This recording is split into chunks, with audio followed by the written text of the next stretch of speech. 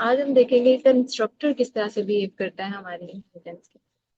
तो लिटरेचर कहता है अ सब क्लास में inherit all members fields and methods from a super class except the constructor। यानी कंस्ट्रक्टर जो है वो इनहेरिट नहीं होता, but it can be ignored from the sub class. लेकिन सब क्लास पेरेंट क्लास के कंस्ट्रक्टर को कॉल कर सकती है, इनहेरिट नहीं करेगी, ओन नहीं करेगी, लेकिन उसको एक्सेस कर लेगी या उसको इन्वोक कर लेगी, कॉल कर लेगी। इस तरह से ये भी देख लेते हैं। तो जनरली स्पीकिंग व्हेन अ सब क्लास इज इंस्टांशिएटेड, इसका मतलब ये हुआ कि जब सब क्लास का ऑब्जेक्ट बनाया जाता है, the superclass's default constructor is automatically executed first। तो कह रहा है कि जब आप सब क्लास का ऑब्जेक्ट बनाते हो तो सुपर क्लास का भी कंस्ट्रक्टर ऑटोमेटिकली कॉल होता है पहले। अब इस चीज को विटनेस कर लेते हैं प्रोग्राम के अंदर जाकर, क्या ऐसा ही है? अभी तो हमने कोई भी कंस्ट्रक्टर ऐड नहीं किया, तो अभी ऐसा करते हैं कि एक जीरो आर्गुमेंट कंस्ट्रक्टर ऐड कर लेते हैं ताकि हम इस चीज को विटनेस कर सकें जो हमारा लिटरेचर कह रहा है। तो just to track the control मैं इसके अंदर एसओपी ऐड कर रही हूँ। जीरो आर्गुमेंट कंस्ट्रक्टर है हमारे पर्सन क्लास का, और उसके बाद एक कंस्ट्रक्टर यहाँ भी ऐड कर देते हैं एम्प्लॉय क्लास का, और इसमें भी हम कंट्रोल के फ्लो को देखने के लिए एसओपी ऐड कर देते हैं। ये किसका है? Employ class. तो कॉल करके देखेंगे तो we will see the controls flow.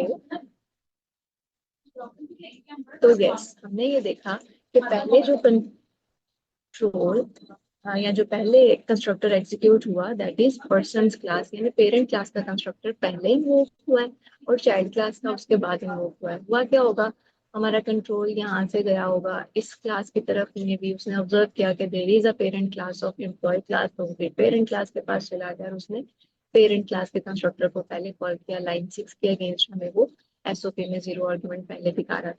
अब इस कंप्लीशन के बाद हो जाएगा चाइल्ड क्लास के पास, और चाइल्ड क्लास का कंस्ट्रक्टर रिमूव करने के बाद उसने आपको zero argument from employee class जो है वो दिखा दिया। रन करते हैं इसको। तो यस, जीरो आर्गुमेंट पहले पर्सन क्लास का और फिर एम्प्लॉय क्लास का। तो यस, लिटरेचर ने कहा कि सुपर क्लास का डिफॉल्ट कंस्ट्रक्टर पहले कॉल होता है ऑटोमेटिकली रजिस्टर्ड। ऐसा भी हो सकता है कि हम अपने फाइल के अंदर मोर देन वन कंस्ट्रक्टर्स रखें, overloaded, may be they are some parameterized constructors, तो शायद वो पैरामीटराइज्ड कंस्ट्रक्टर को ऑटोमेटिकली नहीं कॉल कर सकता, उसके लिए हमें सुपर कीवर्ड की हेल्प लेना होगी। तो सुपर कीवर्ड पहले देख लेते हैं, सुपर कीवर्ड क्या करता है। Super keyword refers to an object super class. नाम से भी जाहिर है, सुपर हमने लफ्ज अभी देखा, सुपर क्लास के लिए सुपर कीवर्ड जो है वो यूज हो रहा है। तो कह रहा है सुपर कीवर्ड जो है that refers to the object of super class, यानी ये पेरेंट क्लास के ऑब्जेक्ट की तरफ रेफर करता है। Super class is constructor can be explicitly called from the subclass by using super keyword। आपको कंस्ट्रक्टर चेनिंग का कॉन्सेप्ट याद होगा, अगर हमने करंट क्लास का कंस्ट्रक्टर ही कॉल करना होता था तो हम दिस के साथ जाते थे, लेकिन अभी जो हमने कंस्ट्रक्टर कॉल करना है that is from the parent class, तो इसलिए हमने पेरेंट के लिए जो लफ्ज सुपर सीखा हुआ है हम सुपर के साथ उसको कॉल करेंगे if that is a no argument constructor. Although ये ऑटोमेटिकली भी हो जाता है तो दैट्स फाइन। अगर हमने किसी पैरामीटराइज कंस्ट्रक्टर को कॉल करना है तो ये ऑटोमेटिकली कॉल नहीं होगा, इसको हमें एक्सप्लिसिटली कॉल करना होगा by using super call. If a parameterized constructor is defined in the super class, अगर सुपर क्लास में पैरामीटराइज कंस्ट्रक्टर जो है वो डिफाइन कर दिया गया, तो सुपर क्लास के अंदर मस्ट हैव होना चाहिए एक नो आर्ग्यूमेंट कंस्ट्रक्टर।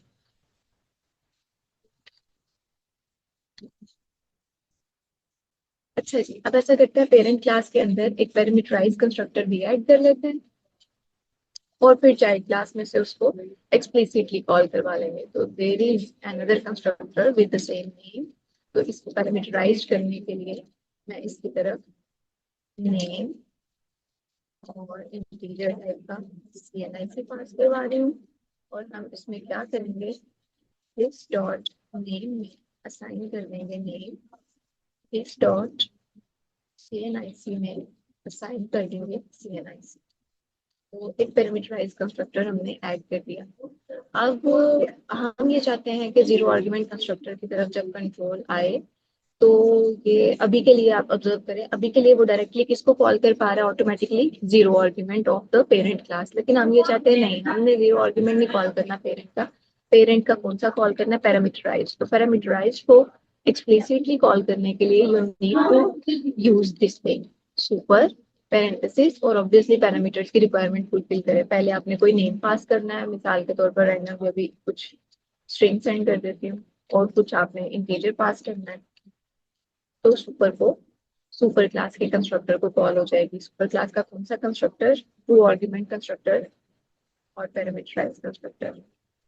तो यस, अब जो कॉल हुई है किसको गई है, two argument constructor of the parent class. पहले जीरो आर्गुमेंट को हो रही थी, लेकिन अब हमने किसको कहा कि पैरामीटराइज को कॉल करो। तो जावा खुद से जो कॉल कर सकता है वो डिफॉल्ट वाले को ही कर सकता है, लेकिन अगर आपने पैरामीटराइज कंस्ट्रक्टर को कॉल करना है तो you need to put the super thing here.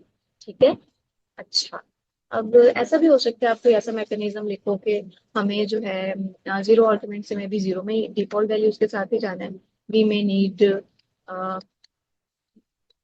Parameterise constructor employee के नाम से, जो क्या रिसीव करेगा, मे बी एम्प्लॉय आईडी और may be name integer type का CNS।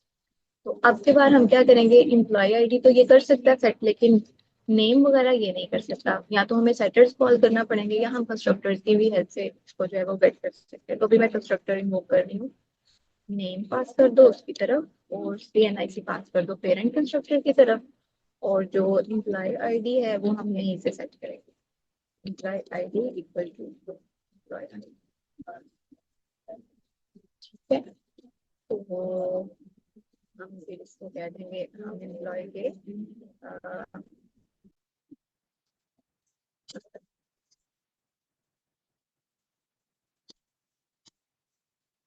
जी।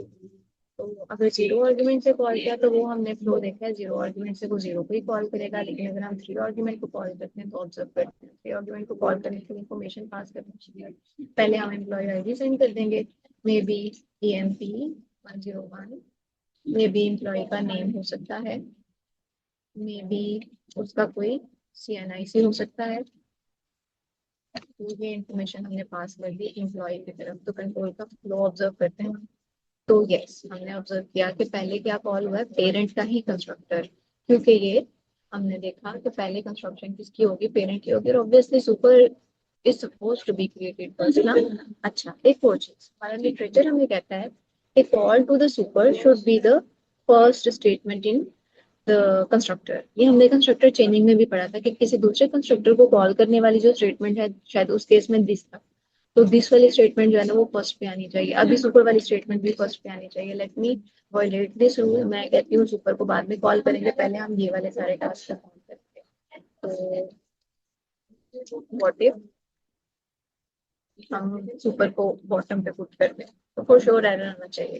तो वो कह रहा है call to super should must be the first statement. ठीक हो गया, ये कंस्ट्रक्टर चेंजिंग से हमने सीख रखा है। तो यह सुपर को हम पहले कॉल करें। दूसरी बात, नेचर रूल है construction of parent is happening first. तो पेरेंट का जो कंस्ट्रक्शन है वो पहले हो, ठीक है। आफ्टर दैट हमने एम्प्लॉय का कंस्ट्रक्टर जो है वो देखा कि उसकी जो रिमेनिंग टास्क है वो परफॉर्म हो रहा है। ठीक हो गया, तो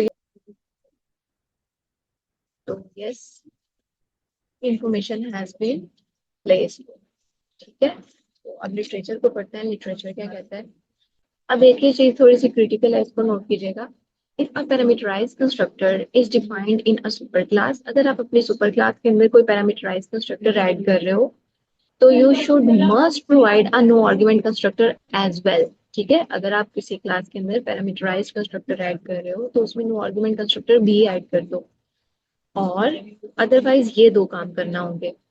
सब क्लास मस्ट प्रोवाइड अ कंस्ट्रक्टर, सब क्लास के अंदर कोई कंस्ट्रक्टर जरूर होना चाहिए, और सब class must explicitly call a super classes constructor. तो उस सब क्लास के कंस्ट्रक्टर में से सुपर क्लास का जो अवेलेबल कंस्ट्रक्टर है उसको कॉल करें एक्सप्लिसिटली। ये क्या कहना चाह रहा है लिटरेचर आपको, हम एक्सपेरिमेंट से सीखते हैं। अज्यूम करो कि वी डोंट हैव दिस है, ठीक है, and we don't have these two।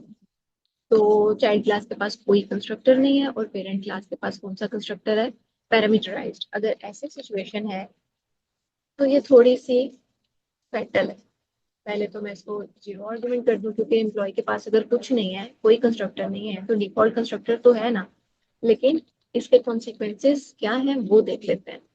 कहते हैं constructor to parent in person cannot be applied on given type. Required क्या है, दो स्ट्रिंग, एक स्ट्रिंग और एक इंट पास करो, और मुझे क्या मिला, नो आर्गुमेंट। ये तो हमने नहीं लिखा ना, हमने तो नहीं पर्सन का कॉल किया कि नो आर्गुमेंट वाला कॉल करो, लेकिन हुआ क्या एक्चुअली, चूंकि एम्प्लॉय का डिफॉल्ट कंस्ट्रक्टर कॉल हुआ है, और डिफॉल्ट कंस्ट्रक्टर चूंकि हमने नहीं लिखा हुआ, तो बिहाइंड द सीन कोड ऐसा ही है कि डिफॉल्ट कंस्ट्रक्टर से पेरेंट का भी कौन सा कॉल करने की कोशिश की जा रही है, डिफॉल्ट वाला विद जीरो आर्ग्यूमेंट्स, जबकि जो अवेलेबल है that is the parameterized constructor. तो इसलिए हमारे लिटरेचर ने कहा कि अगर तो आपने पेरेंट के अंदर पैरामीटराइज कंस्ट्रक्टर ऐड किया हुआ है, तो पेरेंट के अंदर एक नो आर्ग्यूमेंट भी ऐड कर दो। करके देख लेते हैं, इसके अंदर एक नो आर्ग्यूमेंट कंस्ट्रक्टर ऐड कर लेते हैं। अब वो मसला हल हो जाएगा। पहले तो एरर आ रहा था ना कि वो इसको कॉल नहीं कर पा रहा डिफॉल्ट कंस्ट्रक्टर को, अब कर लेगा। अब डिफॉल्ट वैल्यू सेट हो गई, वो हमें दिख रही है, तो ये चीज इज अच्छा। दूसरा केस कहते हैं, अच्छा अगर आपने जीरो आर्ग्यूमेंट नहीं ऐड करना पेरेंट में, तो फिर ये दो काम करो। सब क्लास के अंदर भी एक कंस्ट्रक्टर जरूर ऐड करो, कौन सा मर्जी हो, ये उसने आपको बाउंड नहीं किया। और सब क्लास से पेरेंट के कंस्ट्रक्टर को एक्सप्लिसिटली कॉल करो, ठीक है। तो दूसरे केस को समझाने के लिए कर रही हूँ। लेट्स से कि हमारे पास नहीं है, हमारे पास सिर्फ पैरामीटराइज कंस्ट्रक्टर इन पेरेंट क्लास है, तो कहते हैं चाइल्ड क्लास में ना कोई कंस्ट्रक्टर जरूर लिख लो, और उस कंस्ट्रक्टर में से ना सुपर को जरूर कॉल कर दो।